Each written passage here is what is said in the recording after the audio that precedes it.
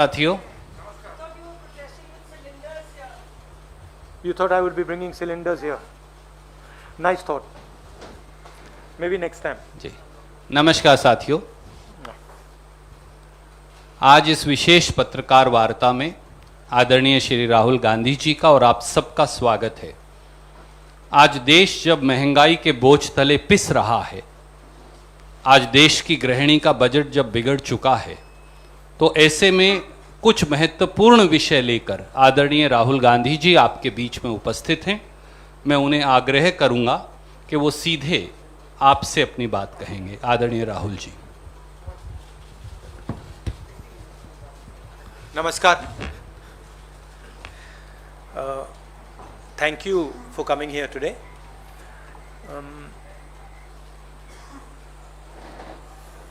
आज मैं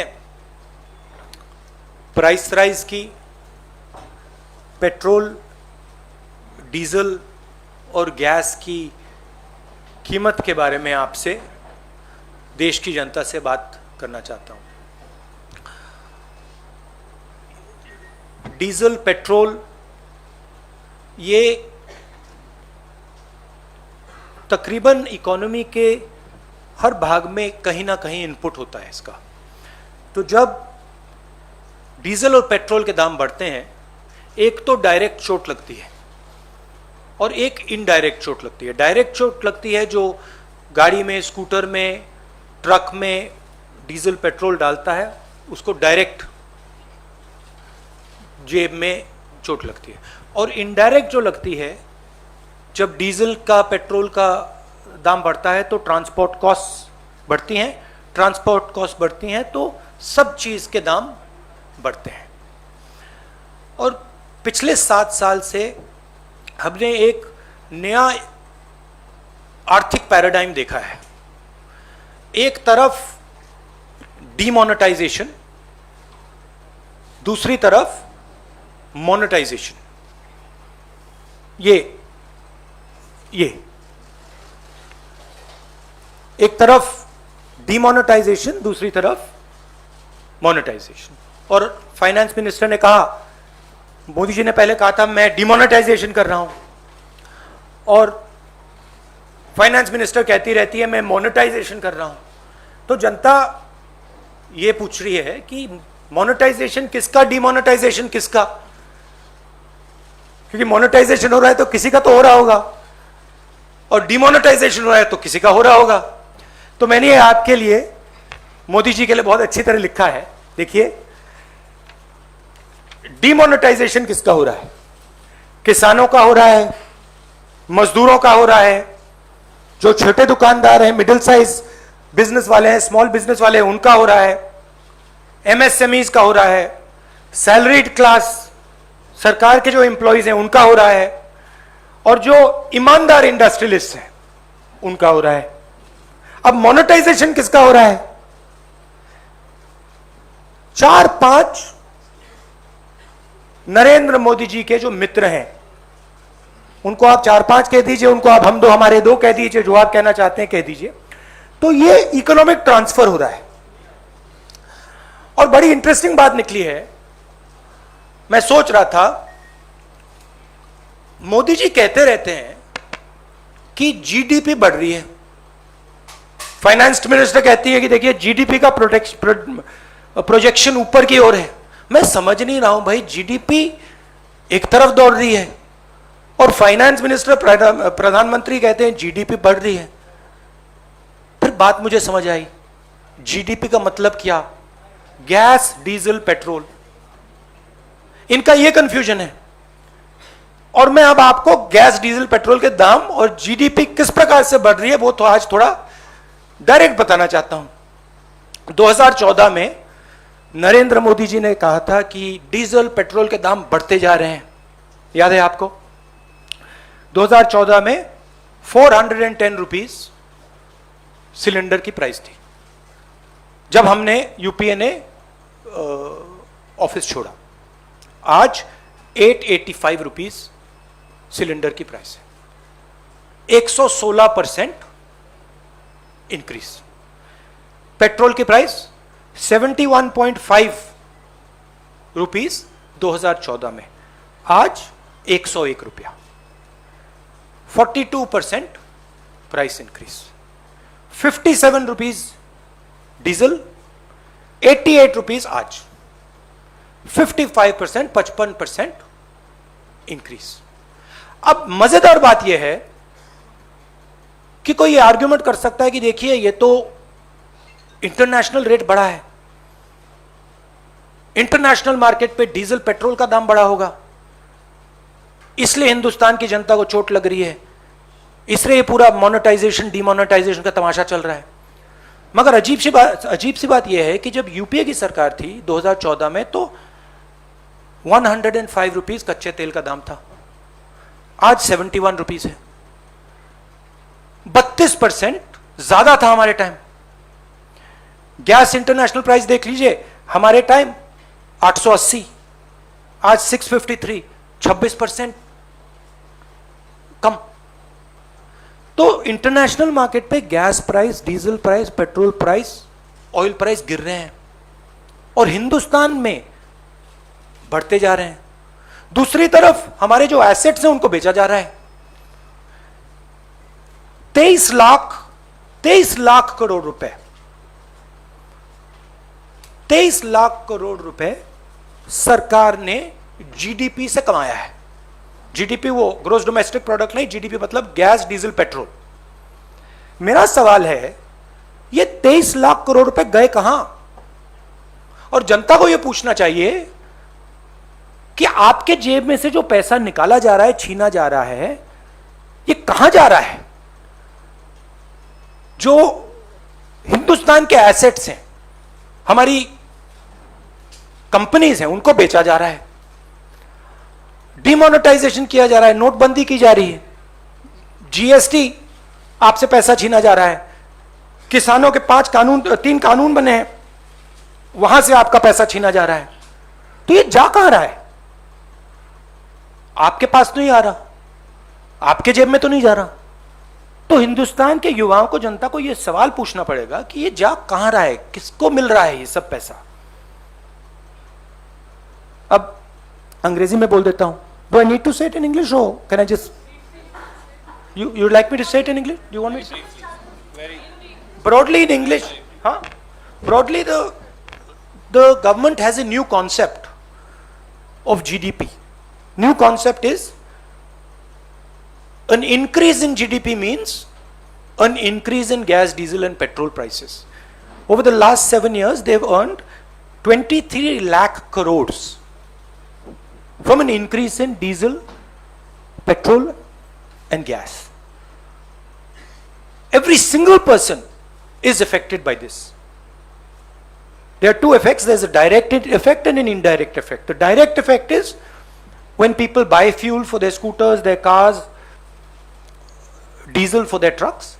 An indirect effect is when the price of diesel, petrol rises, the price of everything rises because transport costs increase. So the country is bearing a massive cost as a result of this dramatic increase. I just go into the details. In 2004, when we left office, gas price was 410 rupees a cylinder. Today it is 2014. The gas price was 410 rupees a cylinder. Today it is 885 rupees. 116% increase. Petrol was 71. It's now 101, 42% increase. Diesel was 57, now it is 88, a 55% increase. And the interesting thing is, people could argue that prices are rising, diesel, petrol prices are rising because international prices are rising. But that's not the case. Because crude oil prices were $105 when we were in power, and today they're $71. That's a decrease of 32%. Gas prices were $880 per metric ton. Today they are 653. That's a 26% drop. So the interesting thing is, there is demonetization taking place where the farmers, laborers, small traders, MSMEs, contract workers, salaried class, honest industrialists are being hit. And on the other side, there is dramatic monetization taking place where 3-5 big industrialists, friends of the Prime Minister, are being benefited. there is a transfer of wealth taking place from the poor, from the weak, to the Prime Minister's friends. This is what's going on. And this is what I wanted to raise today, and I wanted the young people of this country to think about this. This is about your future. You have to ask the question, who this money is going to? 23 lakh crores have been taken out of your pockets, out of the pockets of farmers, laborers, poor people. Question is, where are they going? At the same time, we see the finance minister talking about monetization, where your assets, the assets of this country, are basically being given away at cut rate prices again to 3 or 4 of the Prime Minister's favorite people. So that's what I wanted to raise today. If you have some questions, I'm happy to answer them. I would like to keep the focus on price rise and on diesel petrol prices. Thank you, sir. Arun, will begin with you. Rahul, एक छोटा सा सवाल ये है कि आप parliament में भी ये मुद्दा उठाते हैं, मार्च करते हैं या वहाँ प्रेस कॉन्फ्रेंस करते हैं, आप यहाँ भी कर रहे हैं, आपकी पार्टी जनता के बीच में सड़कों पर भी जा रही है। आपको लगता है कि पब्लिक जो अफेक्टेड है वो आपके साथ है, आपके मुद्दे के साथ भी वो भी सड़क पर आ रही, वो भी खड़ी है कि सिर्फ कांग्रेस के कार्यकर्ता ही धरना प्रदर्शन कर रहे हैं, विपक्षी कर रहा है, और अगर नहीं आ रही तो क्यों? नहीं, देखिए, गुस्सा डेवलप हो रहा है, वो तो क्लियर है। मगर दूसरी तरफ जो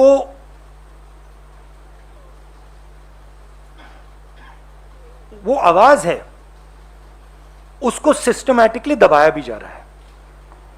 कोरोना का समय है तो हम भी नहीं चाहते कि लाखों लोग सड़क पे निकले, क्योंकि हम जानते हैं कि उसके दूसरे नतीजे हो सकते हैं, तो हम भी थोड़ा रिस्ट्रेंट शो कर रहे हैं। मगर जनता में जबरदस्त गुस्सा है। आप जानते हो मीडिया पे किस प्रकार से आक्रमण हो रहा है। जो आप लोग बोलना चाहते हो, लिखना चाहते हो, आपको वो करने नहीं देते हैं। इंस्टीट्यूशंस पर दबाव है। पार्लियामेंट में हमें बात करने नहीं देते हैं, डिस्कशन नहीं करने देते हैं, तो माहौल ऐसा है। मगर ये गुस्सा बढ़ता जाएगा और फिर रिएक्शन जबरदस्त आएगा। Thank you, sir. May I go to Vijay Lakshmi? Rahul ji, जिस तरह से आपने कहा कि पेट्रोल, डीजल और गैस प्राइसेस बढ़ रहे हैं, तो जो कांग्रेस शासित या विपक्ष के कुछ दलों शासित द्वारा जो राज्य है वहां पर वैट कम करके क्या आपको लगता है ऑयल प्राइसेस में जनता को राहत दी जा सकती है? जैसे 35% का वैट पंजाब में है, महाराष्ट्र में 8% का है। we can do this on the margins. हम margins में ये कर सकते हैं, but the main thrust of it, right, is the question that 23 lakh crores. See, if the question was that international prices are going up, no problem. But that's not the question. International prices are not going up. 23 lakh crores are being taken by the government of India. It's not a question of what is Chhattisgarh government going to do, Punjab government going to do. The question is, what is happening to these 23 lakh crores? Why are the people being made to pay for this? ये जो 23 लाख करोड़ रुपया है, ये जनता के जेब से निकाल कर ट्रांसफर किया जा रहा है ना। सवाल तो वो है। आप कह रहे हो कि हाँ ठीक है, छत्तीसगढ़ गवर्नमेंट क्या करेगी, पंजाब गवर्नमेंट क्या करेगी, मगर सवाल वो नहीं है। सवाल छत्तीसगढ़ गवर्नमेंट 23 लाख करोड़ नहीं ले रही है, पंजाब गवर्नमेंट 23 लाख करोड़ नहीं ले रही है, सेंट्रल गवर्नमेंट 23 लाख करोड़ रुपए ले रही है। Thank you, sir. Uma Shankar ji from NDTV.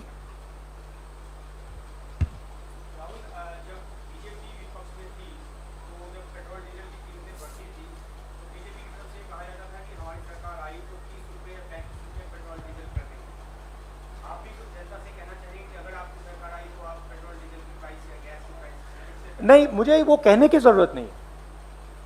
देखिए, हमारे टाइम क्रूड ऑयल की प्राइस $105 थी, हमारी प्राइस पेट्रोल की 71 थी। मुझे कहने की कोई जरूरत नहीं है, हमने करके दिखाया है। यहां आपके सामने प्रूफ है, देख लीजिए।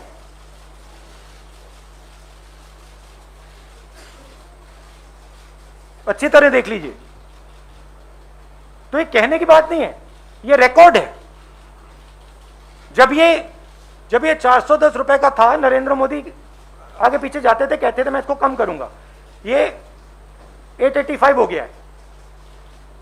जब ये 71 था, कहते थे मैं कम करूंगा, 101 हो गया।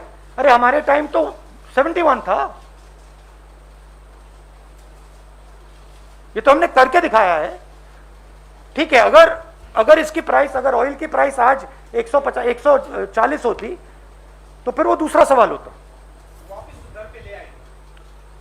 अरे सवाल ये है कि इंटरनेशनल रेट कम हो रहा है और आप प्राइस बढ़ाते जा रहे हो। हमने $105 पे प्राइस को $71 पे मेंटेन किया था। आप $71 पे आपने प्राइस आपने 101 कर दिया है। Thank you sir. May I now ask मौसमी फ्रॉम आज तक।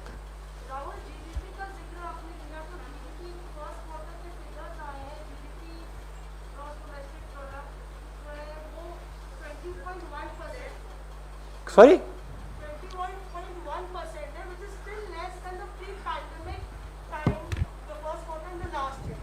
क्या आपको लगता है कि रिकवरी की तरफ है, क्योंकि कई हेडलाइंस बनी कि जीडीपी जो है ट्रैक पे आ गई है, और हाउसहोल्ड बहुत बुरी तरह से इम्पैक्ट है। सी देखिए, वो साइक्लिकल प्रॉब्लम नहीं है, वो स्ट्रक्चरल प्रॉब्लम है। मैं फिर से दोहरा देता हूं, ये साइक्लिकल प्रॉब्लम नहीं है, ये स्ट्रक्चरल प्रॉब्लम है। इसका मतलब क्या? बिना डायरेक्शन को चेंज किए, बिना विजन को चेंज किए, इसमें से बाहर नहीं निकला जा सकता है। एक्सेप्ट करते हैं कि 2012 में हमारी स्ट्रेटेजी तो जो 1990 से 2012 तक चली, वो 2012 में उसने चलना बंद कर दिया था। हमारा कहना था एक नए दृष्टिकोण की जरूरत है, एक नए अप्रोच की जरूरत है, और बिना नए अप्रोच के बात सही नहीं होगी। नरेंद्र मोदी जी ने वायदा किया था मैं नया अप्रोच लाऊंगा, न्यू इंडिया, ये जो सब बोलते रहते हैं, बट वो नया अप्रोच नहीं है, वो खोखला है। उन्होंने मेक इन इंडिया की बात की, कुछ बनना है इंडिया में। उन्होंने डीमोनेटाइजेशन की बात की, कोई फायदा हुआ? अब मोनेटाइजेशन की बात करने हैं। तो लोगों को यह समझना होगा कि अब एक नए विजन की जरूरत है, उसके बिना काम नहीं चलेगा। जितना भी आप बोलना चाहे, जितने भाषण देने चाहे आप, नहीं चलेगा। अब हम 1990s में हैं। 1990s में कैटास्ट्रोफिक फेलियर हुआ था, और उसके बाद कांग्रेस पार्टी ने देश को एक नया विजन दिया था। कहा था देखिए ये कैटास्ट्रोफिक फेलियर हो रहा है, अब एक नए दृष्टिकोण की जरूरत है। प्रधानमंत्री को नए दृष्टिकोण की बात करनी चाहिए, वो नहीं कर रहे हैं। हम जानते हैं क्या करना है, हमारे माइंड में बिल्कुल क्लियर है। कांग्रेस पार्टी के माइंड में, हमारे जो एक्सपर्ट्स, हमारे माइंड में बिल्कुल क्लियर है क्या करना है, नया दृष्टिकोण क्या है, किस प्रकार से आगे बढ़ना है, हमें मालूम है। तो ये इस बात को फाइनेंस मिनिस्टर को तो समझ ही नहीं आ रही है, उसको, उनको तो छोड़ दो। बट ये जो इनके थिंक टैंक्स हैं, नीति आयोग है, प्राइम मिनिस्टर को भी बात नहीं समझ आएगी, बट एक्सपर्ट्स हैं, उनको समझ आएगी। और फाइनेंस मिनिस्टर को, प्राइम मिनिस्टर को उन एक्सपर्ट से बात करनी चाहिए। अगर नहीं करना चाहते तो कांग्रेस पार्टी के एक्सपर्ट हम भेज देते हैं, हम समझा देंगे। हमारे पास एक्सपीरियंस है, हम समझते हैं कैसे करना है, क्या करना है। तो मेरा कहना है कैटास्ट्रोफिक फेलियर है ये, और इसका सिम्टम जीडीपी का कोलैप्स है। आप देखिए, थोड़े डिटेल में जाता हूं। हिंदुस्तान की स्टॉक मार्केट तेजी से आगे बढ़ रही है, सब लोग देख रहे हैं, मिडिल क्लास के पैसे बन रहे हैं। आप देखिए कितनी कंपनीज ग्रो कर रही हैं। ये जो पूरा का पूरा स्टॉक मार्केट का तमाशा है, ये 50 कंपनियों का है। जो बाकी 300, 400, 500 कंपनीज हैं स्टॉक मार्केट में, उनको देखिए उनका क्या हो रहा है, वो खत्म हो रही हैं, एक के बाद एक खत्म हो रही हैं। मगर फ्यूचर वो है, अगर आपको हिंदुस्तान की इकोनॉमिक बेस बढ़ानी है तो फ्यूचर वो है जो second line, third line, fourth line में है, वो सब खत्म हो रही है। और ये जो काम हो रहा है, ये मेन 5, 6, 7 लोगों को स्ट्रेंथन करने का काम हो रहा है। ये जो लोग हैं, इनकी जगह है, बट ये हिंदुस्तान को रोजगार नहीं दे सकते। रोजगार कौन देता है? स्मॉल मीडियम बिजनेस वाले देते हैं, सेकंड लाइन वाले लोग देते हैं, थर्ड लाइन वाले लोग देते हैं, फोर्थ लाइन वाले लोग देते हैं। मोदी जी के माइंड में उनकी जगह ही नहीं है। तो मेरा कहना है कि जो आपको दिख रहा है, यह स्ट्रक्चरल फेलियर का सिम्टम है। ये स्ट्रक्चरल फेलियर के कारण ये चीजें हो रही हैं। और नरेंद्र मोदी जी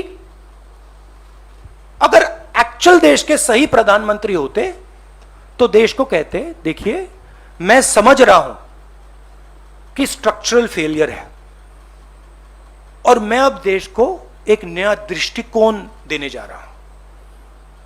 और वो दृष्टिकोण बातचीत से निकलेगा, वो रेसकोर्स रोड में बैठने से नहीं निकलेगा। किसानों से जाके बात कीजिए, मजदूरों से जाके बात कीजिए, बाकी इंडस्ट्रियलिस्ट से जाके बात कीजिए, स्मॉल मीडियम बिजनेस वालों से बात कीजिए, फिर आपको देश का एक विजन निकलेगा। उसमें से, उस बातचीत में से देश का विजन निकलेगा। हमने वो बातचीत की है, हम जानते हैं करना क्या है। Thank you, sir. Just one second. No. Jagran, our friend.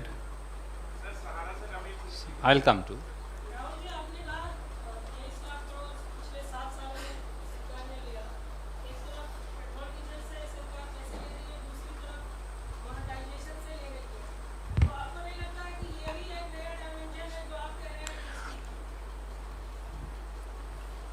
देखिए, मैं ध्यान से अपना ऑब्जर्वेशन करता हूं, मैं सोच समझ के करता हूं। बेसिकली क्या हो रहा है, मैंने आपसे कहा कि स्ट्रक्चरल फेलियर है और सरकार पैनिक कर रही है। सरकार, नरेंद्र मोदी एक्चुअली डर गए हैं, रियलिटी से डर गए हैं। उनको दिख रहा है कि मैंने देश को ये वायदे किए थे और इन वायदों को मैं पूरा नहीं कर सकूंगा, उनको दिख रहा है। और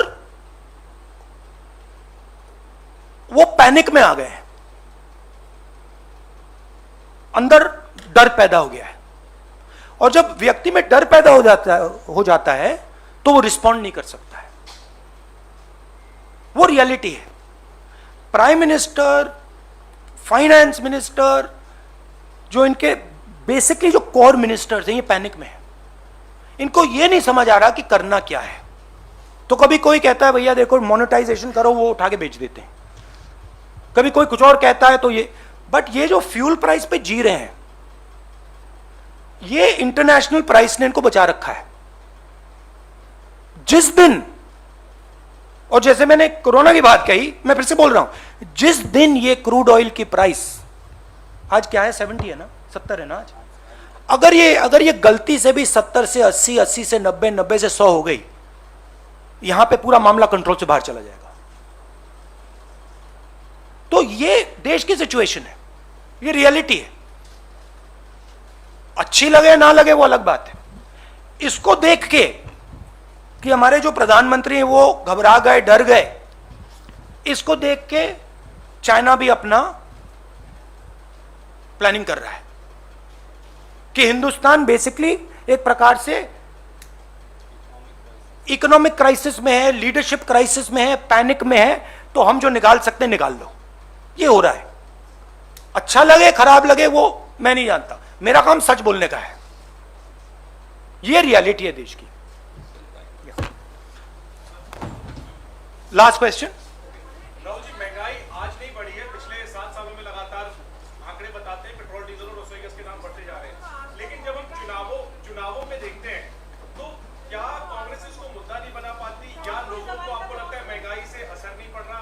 आखिर मैंने इसका जवाब आपको पहले दिया। Institutional capture, gagging of the press, not allowing the true voice to come out, threats, intimidation, violence. Thank you.